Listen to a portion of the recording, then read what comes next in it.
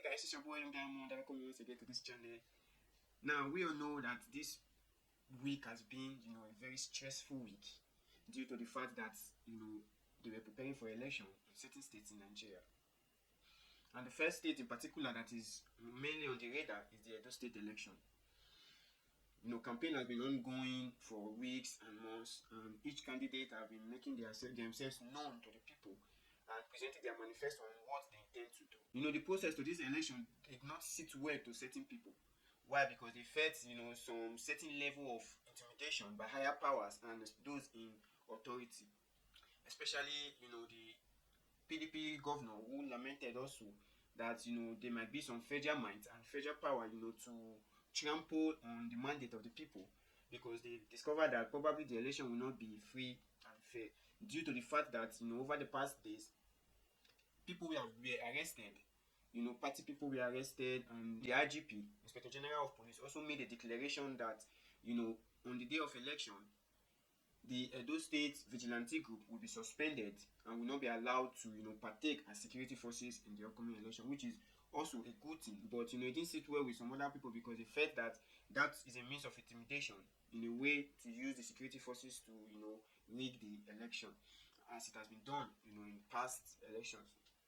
So it has been very, very hectic, chaos up and down, some individuals eluding, president governorship debates and all of that. Now, this system of government we took from America, and it is unlikely to see either a governor or a president in the American system, not showing up for debates. They always attend debates, to make themselves known, their manifesto and what they intend to do. But these people, they keep, escaping debates, because they felt or they feel that they have the power, to coerce the people or to coerce the results to their own favor. Now, the Edo State Governorship election took place on Saturday, which was on the 21st, of September, with 3 leading candidates vying for the top spot. We have one, Edo of the People's Democratic Party. Then we have the Senator Monday Okwebolo of the All Progressive Congress, who people have been claiming that he is, uneducated and he doesn't know how to present himself to the people. And we also have of the Labour Party. Now, the voting commenced at 8 o'clock and ended at 2 p.m. Now, this has been the official time, of voting. But the truth be told, the election does not even, most of the cases in some areas does not even commence as about 8 a.m. Neither does it end at 2 p.m. If we could look back to the presidential election where, coalition and voting still, entered the night, where people started using lights to vote, and so the timetable for the election varies, depends on the scenario and the availability of materials and when these agents, get to the polling station.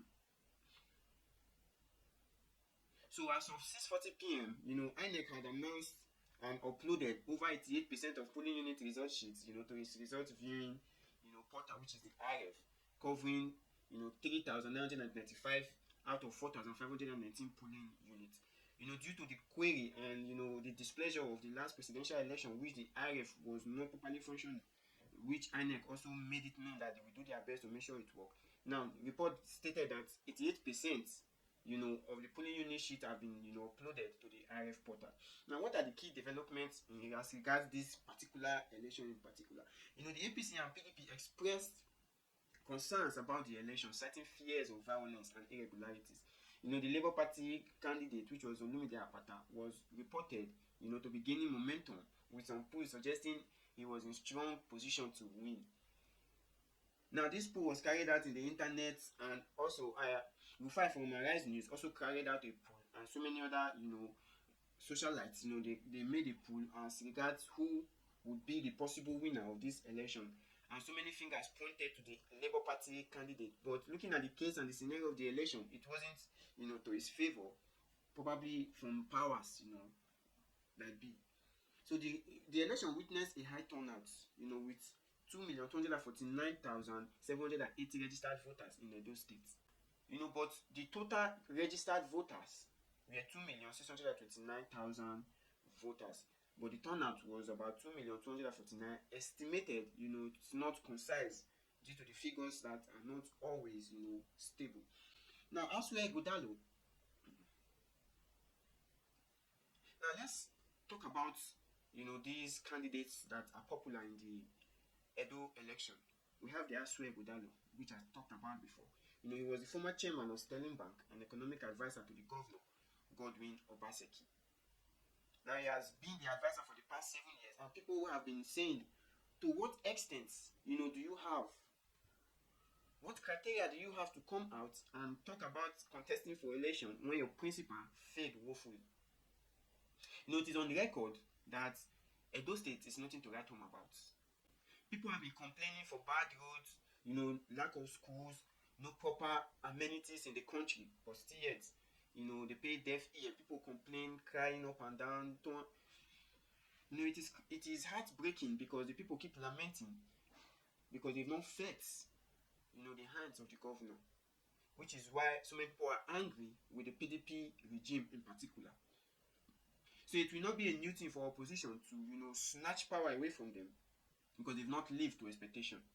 So if you are an economic advisor to the governor for the past close to 8 years, and the state has nothing good to show forth about it, it is heartbreaking.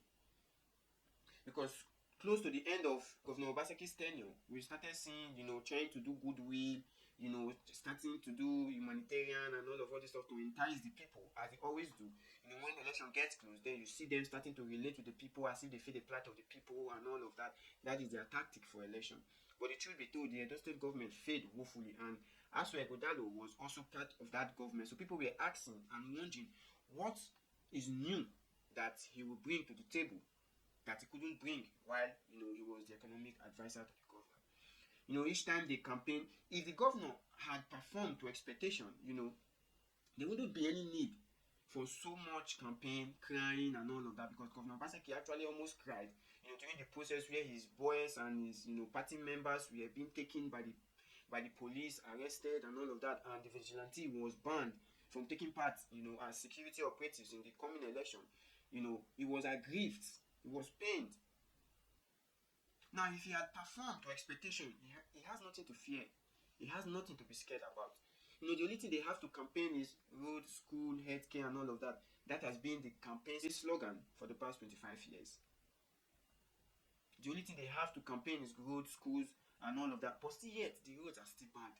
Still yet, schools are still bad. Everything is going down the drain, and it is heartbreaking. Now, we also have Monday Okpebolo. He's a serving senator representing Edo Central Senatorial District. His president is not quite known, to the Edolites, because he's just a senator. He was elected in the office and all of that. People only got to know about him when Senator Adams Oshomole, started campaigning on his behalf. And so many people have, made a statement that APC candidate is Adams Oshomole, because he was the one that took the campaign head front, speaking on behalf of Monday Okpebolo, with him speaking or granting little or no interview. On a series of occasions, he has been invited, to media to air out his view in his manifestos and all of that, and yet he did not turn up. Rather, reports came up and, allegedly that Adams Oshomole was willing to go on his behalf, which is unlikely. And Adams Oshomole has been outspoken from Monday Okpebolo, but with little from the particular candidate himself. And even while he's had the opportunity to speak to the people on several occasions, so many people have recorded series of, blunders as regarding his speech. One of which is that he will declare state of emergency on security. He will give us our mineral, natural resources. The how, he didn't say anything about the how. The when, he never said so. The means and the method in which he will use to, implement most of the things he was saying, nobody was able to, relate with what he was saying. So many people are relating because of Adams Oshomole. And last but not the least, which is Olumide Akpata, is the former chairman of the Nigerian Bar Association and senior partner at Templar Law Firm. So he is actually a lawyer by profession. So he is the, deputy. He was the former, chairman of the Nigerian Bar Association and a senior partner of Templar Law Firm. So this is what is known about him. But the truth be told, Nigeria needs, and Edo State needs, new people to get into the system. because it has just been so recycling and recycling of all these old people in the system that are damaging the state. Edo State has no road. The schooling system has collapsed. The healthcare system has collapsed. Infrastructure, nothing to write home about. Sometimes they just come with a picture of, maybe an area that was beautified and all of that, and then they can start saying Edo best, Edo this, Edo. A government that is performing does not need to praise himself. A government that is performing, does not need his cabinet or his members or his associates to praise him. Rather, the people on the streets who will feel the impact of their progress will be the one to speak about it. And if you go to the streets today of Edo State, nobody is speaking good about Governor Obaseki. Nobody is speaking good about the PDP. Now, recent update just came up that they are staging a protest straight to the ANEC quarter. Why? Because they feel that they've been marginalized and there is a foul play as regarding the election. Because just immediately after the election, news carried it that Governor Obaseki went to the ANEC office for reasons known to him, and other people got wind of these actions. They rushed down and he was asked to leave the ANEC office allegedly. Now he came up with a press statement stating that the reason why he went to the ANEC office, it is not for him to go to the ANEC office because his tenure is about to end. Because him going to the ANEC office has only one notion: to rig the election or to coerce INEC, to be on his favor. So many people has raised eyebrows against it because, according to him, he was worried because collation and announcement of result was stopped, and they said they will continue the next day, which was unlikely in any election. So to him, that was the reason why he went there. All the parties involved, all the governorship candidates have raised concern about the process of the elections and all of that, but results have been uploaded to the IREF.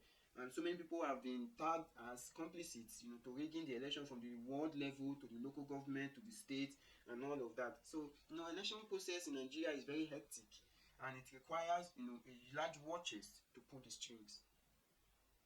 And no doubt, from the look of things, the APC might actually be the winner of this election, because even if they decide to announce the APC candidate as the winner,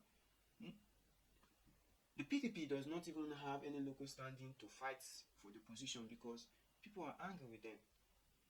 People are angry with how he has ruled Edo State, not lead, but ruled Edo State for the past 8 years, and the people are still in pain. So the winner is yet to be announced, but all fingers are pointing to the APC candidate. Our celebration has already started in the APC camp, because power, absolute power, always leads.